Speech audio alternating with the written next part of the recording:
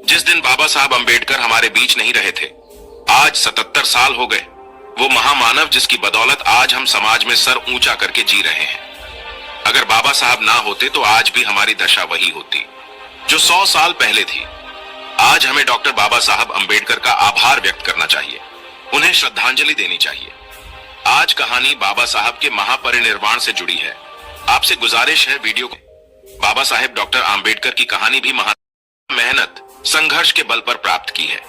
जिस फूल को हिंदुत्व के हिंदूपन ने पग पग पर कुचलने और मसलने की कोशिश की, वह फूल आखिर ऐसा खिला जिसने न सिर्फ भारत को ही बल्कि संसार को भी अपने ज्ञान की महक से मोह लिया और सिंबल ओन ऑफ नॉलेज बनकर हमेशा के लिए अमर हो गए। आज की वीडियो बाबा साहेब आम्बेडकर के जीवन के अंतिम पलों पर आधारित है। बाबा साहेब डॉक्टर आम्बेडकर के जीवन के वो अंतिम पल क्या थे, आइए जानते हैं। 16 बाबा साहेब भीमराव अंबेडकर को धर्मांतरण कार्यक्रम में भाग लेने हेतु मुंबई जाना था। 3 दिसंबर की रात को बाबा साहब इस कार्यक्रम की तैयारी के बारे में चिंतन कर रहे थे। इतना ही नहीं, उन्होंने अपनी अधूरी रचना बुद्ध और कार्ल मार्क्स को जल्दी पूर्ण करने की भी सोची। उन्होंने अपनी लाइब्रेरी से काल की किताब दास कैपिटल निकाली तथा अपनी अधूरी कृति को पूर्ण किया। इस प्रकार उन्होंने 3 दिसंबर की रात लिखने में व्यतीत कर दी। राज्यसभा की लिया। कुछ मुद्दों पर बहस करने के बाद वे वापस अपने घर वापस लौट आए। घर लौटने के बाद 4 दिसंबर को उन्होंने कांग्रेस को सशक्त विपक्ष देने के इरादे से राजनीतिक दल के गठन के लिए आचार्य पी.के. अत्रे तथा एस.एम. जोशी को पत्र लिखकर रिपब्लिकन पार्टी ने जुड़ने के लिए सहयोग मांगा।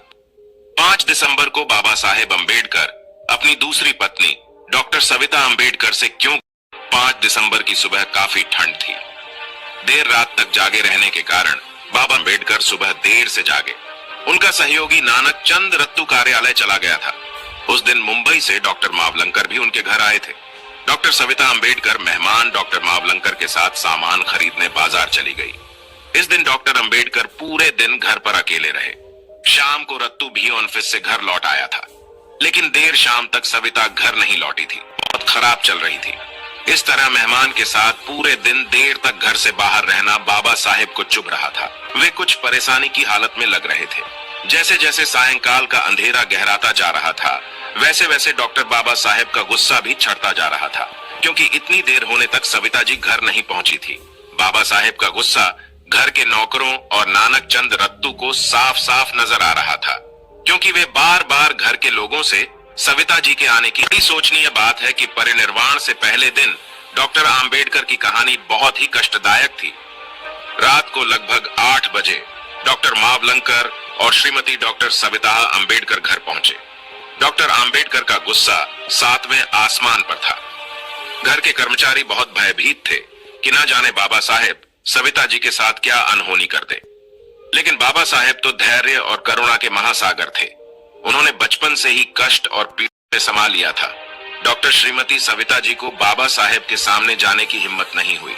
घर के नौकरों ने और नानक चंद रत्तू ने बाबा साहेब का गुस्सा शांत करने की काफी कोशिश की। इसके बाद बाबा साहब ने जैन प्रतिनिधियों से मुलाकात की। बाबा साहेब का गुस्सा थमा नहीं था कि तभी जैन प्रतिनिधि मंडल के सदस्य उनसे मिलने आ गए। बाबा साहेब तो अपार सहन शक्ति के सागर थे। दिन भर तनाव में होने के उपरांत उन्होंने जैन धर्म के प्रतिनिधि जैन और बुद्ध की कृति उनको भेंट की। जैन प्रतिनिधि मंडल के अगले दिन 6 दिसंबर के आमंत्रण को उन्होंने स्वीकार कर लिया। डॉक्टर मावलंकर रात को हवाई जहाज से मुंबई चले गए थे। मेहमान और प्रतिनिधि मंडल के जाने के बाद बाबा साहेब डॉक्टर आम्बेडकर की कहानी, जो उनके महापरिनिर्वाण से जुड़ी है, अब शुरू होती है। नानक चंद रत्तू ने ऊंजे सिर ने तेल की मालिश की। उनको थोड़ा आराम महसूस हुआ। सोने से पहले रोज बुद्ध शरणम का पाठ जपने लगे। उन्होंने उस रात चावल भी खाए, रेडियो पर गाने भी सुने। सोने से पहले उन्होंने कुछ किताबें अपने पास रख ली। श्रीमती सविता अंबेडकर डॉक्टर भीमराव के गुस्से से काफी डरी हुई थी। उनको अपनी गलती का एहसास हो रहा था। वह डर के मारे उनके करीब नहीं गई। सुबह जब श्रीमती अंबेडकर हमेशा की तरह उठी तो उन्होंने बिस्तर की ओर देखा। पति के पैर को हमेशा की तरह कुशन पर पाया। कुछ ही मिनटों में उन्हें महसूस उड़ चुके हैं। उन्होंने तुरंत अपनी कार नानक चंद रत्तू को लेने भेजी। जब वह आए तो श्रीमती अंबेडकर सोफे पर लुढ़क गईं। वो बिलख रही थीं कि बाबा साहेब दुनिया छोड़कर चले गए। नानक चंद रत्तू ने छाती पर मालिश कर हृदय को हरकत में लाने की कोशिश की। हाथ पैर हिलाया डुलाया, उनके मुंह में एक चम्मच ब्रांडी डाली, लेकिन सब कुछ विफल रहा। वह शायद रात में सोते समय ही गुजर चुके थे। बाबा साहब के संसार से जाने की दुख अब श्रीमती आम्बेडकर के रोने की आवाज तेज हो चुकी थी।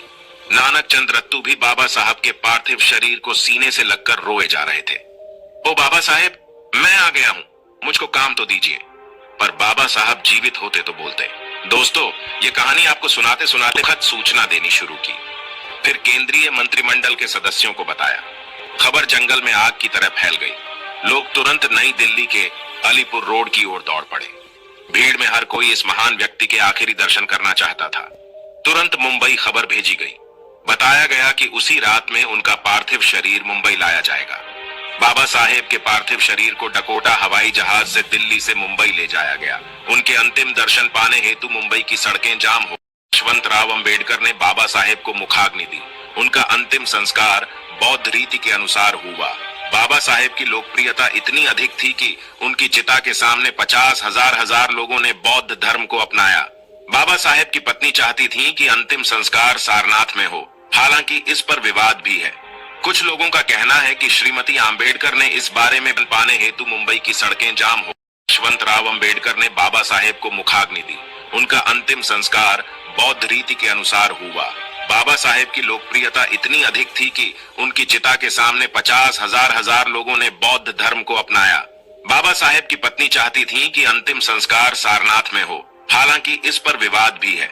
कुछ लोगों का कहना है कि श्रीमती आम्बेडकर ने इस बारे में बेटे यशवंतराव को कोई सूचना नहीं दी। वह सारनाथ ले जाकर उनका अंतिम संस्कार करना चाहती थी।